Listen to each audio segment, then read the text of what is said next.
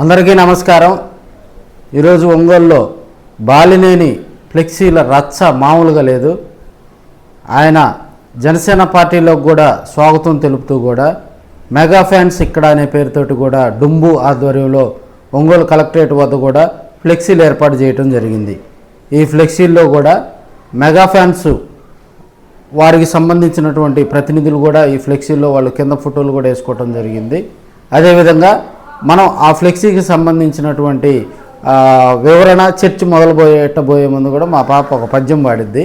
సన్యాసం కర్మయోగస్య నిశ్రేయసకారుభౌ తయోస్తు కర్మ సన్యాసాత్ కర్మయోగో విశిష్యతే. ఈ ఫ్లెక్సీల్లో కూడా ఒకవైపు మనం చూసినట్లయితే ఈ లెఫ్ట్ సైడ్ కూడా బాలినేని శ్రీనివాసరెడ్డి ఫోటో ఉంది. రైట్ సైడ్ వచ్చేసి మనకి పవన్ కళ్యాణ్ గారు అదేవిధంగా చిరంజీవి గారు ఇద్దరు ఉన్నారు. ఇటుపక్క ఫ్లెక్సీ నిర్వాహకుడు డుంబు ఫోటో వేశారు. టాప్లో దామచర్ల జనార్దన్ ఫోటో కూడా ఇక్కడ మనం చూడవచ్చు ఈ ఫ్లెక్సీలో. అయితే ఈ ఫ్లెక్సీకి సంబంధించి కూడా ఒంగోలులో అయితే జోరుగా చర్చ నడుస్తూ ఉంది.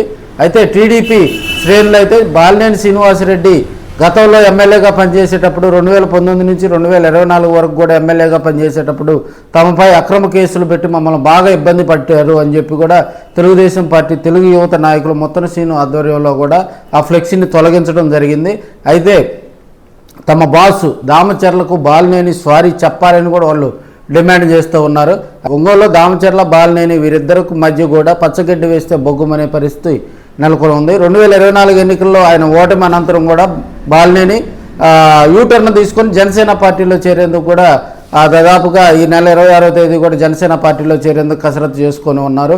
అయితే ఆయన రాకను జనసేనలో ఒక వర్గం వ్యతిరేకించింది. అదేవిధంగా తెలుగుదేశం పార్టీ వైపు నుంచి కూడా నిరసన శాఖలు రగలటంతో కూడా బాలినేని అంతర్మదనంలో బాలినేని ఫ్యాన్స్ కానీ బాలినేని అభిమానులు కానీ గత వైసీపీలో ఉన్నటువంటి బాలినేనికి సంబంధించినటువంటి వ్యక్తులు కానీ కొంత అంతర్మదనంలో పడ్డారని కూడా తెలియజేసుకుంటూ, అదేవిధంగా రేపు కనుక బాలినేని కనుక జనసేన కండవ కప్పుకొని కనుక ఒంగోలు కనుక వచ్చినట్లయితే రాబోయే రోజుల్లో ఎలాంటి పరిణామాలు ఉంటాయని కూడా ఒంగోలులో ఉన్నటువంటి రాజకీయ విశ్లేషకులు అయితే చర్చించుకుంటూ ఉన్నారు.